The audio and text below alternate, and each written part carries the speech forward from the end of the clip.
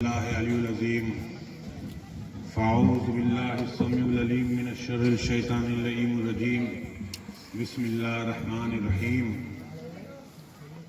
نحمده ونستعينه ونصلي عليه رسول الكريم خاتم النبيين سيد المرسلين رحمة للعالمين أنيس الغرابين مراد المشتاقين راحة العاشقين سید الثقلین نبی الحرمین امام القبلتین صاحب قعبہ والقوسین محبوب رب المشرقین والمغربین مولانا و مولا ابو القاسم محمد بن عبداللہ نور من نور اللہ یا ایھا المشتاقون بنور جمالہ صلوا علیہ وآلہ واصحابہ واہل بیتہ وذریاتہ اجمعین اما بعد فقد قال اللہ تعالی فی قرآن الکریم الحکیم المبین کنتم خیر امتی اخرجت للناس صدق اللہ العظیم۔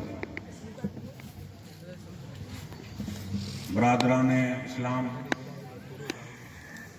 میرے مکرم بزرگوں، اسٹیج پہ بیٹھے مشائخ اعظام، علماء کرام، میری غیور ماؤں بہنوں، میرے مکرم معظم دوستوں، بزرگوں، عزیزوں، السلام علیکم ورحمۃ اللہ وبرکاتہ۔ وعلیکم السلام ورحمۃ اللہ وبرکاتہ۔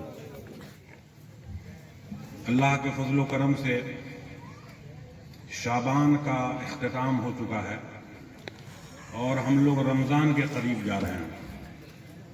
اپنی برکتوں کے لیے، رحمتوں کے لیے اور اللہ کی رحمتوں کی حصول کی طرف ہم لوگ بڑھ رہے ہیں۔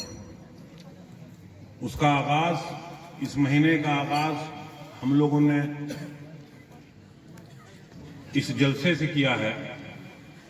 سب سے پہلے اس جلسے کی قبولیت کے لیے اور آپ کی ہماری حاضری کے لیے اور جو کچھ ہم نے کہا، جو کچھ ہم نے سنا، اس کی قبولیت کے لیے حضور اقدس صلی اللہ علیہ وسلم کے صدقے طفیل میں، آپ کی خدمت میں درود شریف کا نذرانہ پیش کریں۔ پڑھیے اللہم صلی علی محمد عبدک حبیبک و رسولک النبی الامی وعلی آلہ وبارک وسلم۔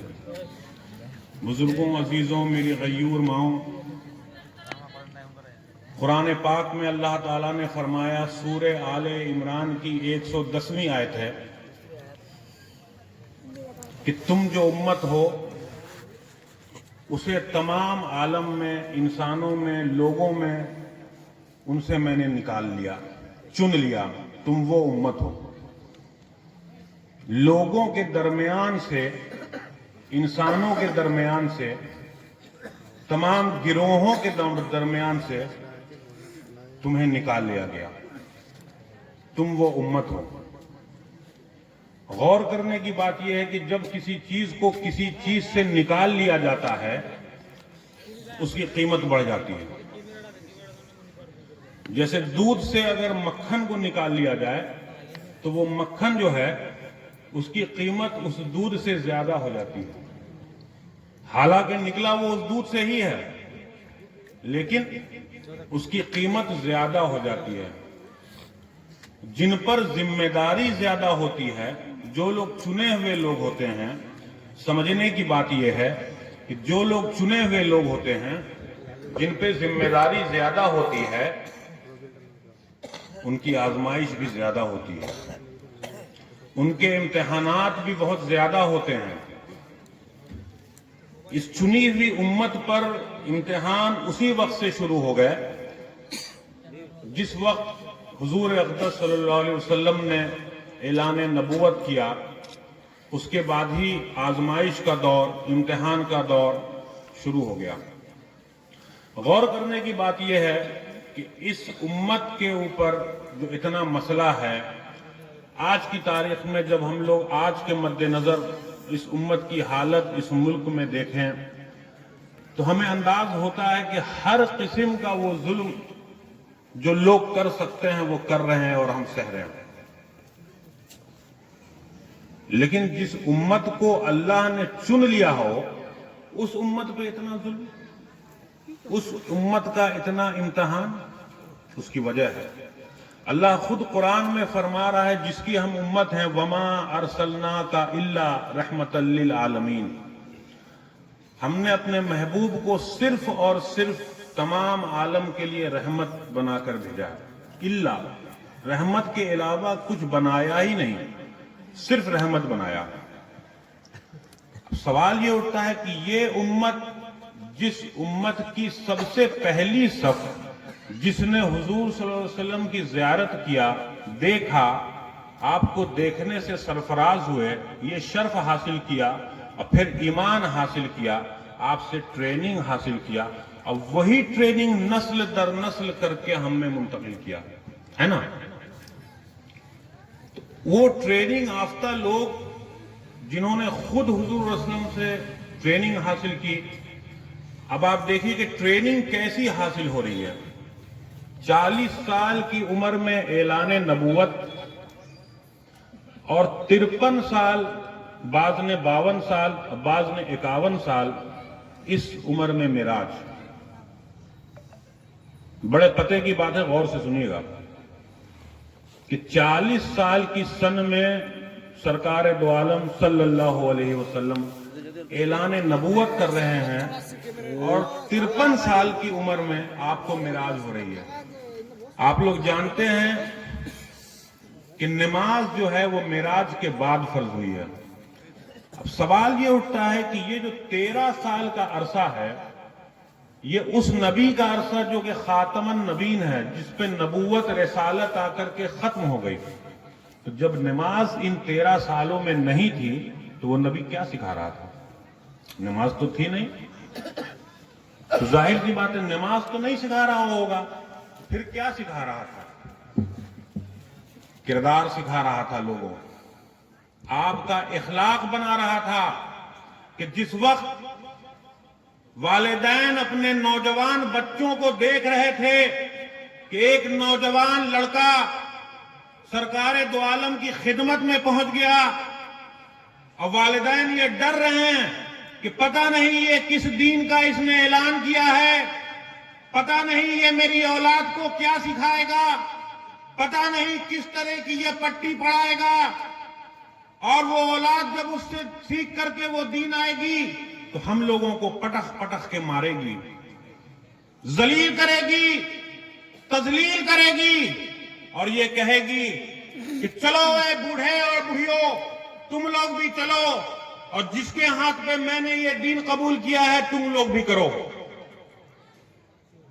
اب ماجرا دیکھیے کیا ہو رہا ہے، الٹ ہو رہا ہے۔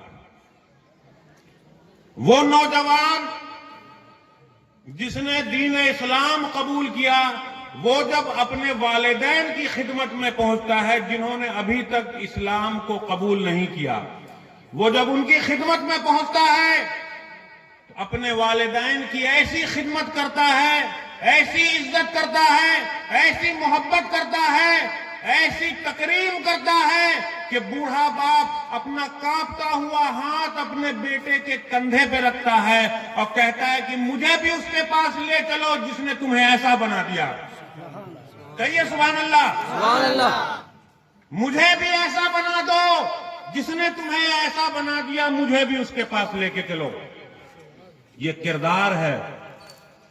اللہ نے سب سے پہلے اپنے محبوب کو تلقین کی کہ آپ اپنی امت میں کردار اور اخلاق بنائیے۔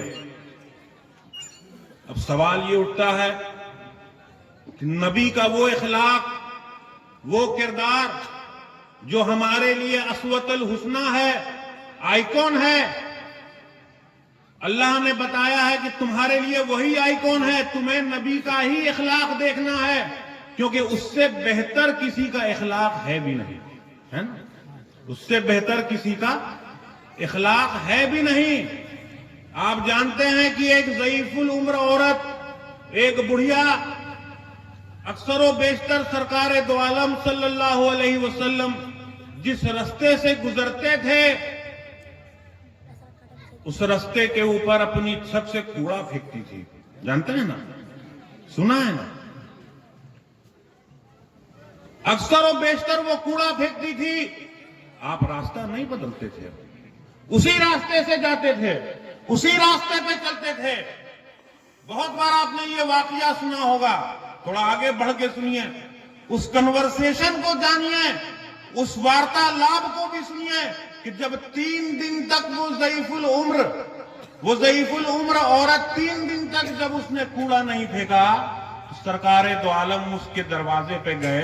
अब वो जो कन्वर्सेशन हुआ है, हाय हाय, आह क्या बात, ओ हो, वमा अरसलनाका इल्ला रहमतल लिल आलमीन। है ऐसा इखलाक, ऐसा किरदार सिर्फ आपका हो सकता, किसी का नहीं।